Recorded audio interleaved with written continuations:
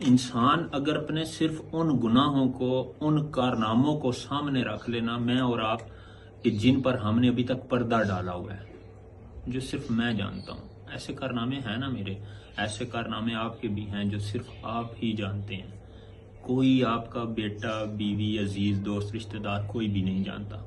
وہ کارنامے اگر ہماری عزت کرنے والے لوگوں کے سامنے کھل جائیں نا، تو سوچیں کہ پھر ہماری وہ عزت کس انداز سے کریں گے۔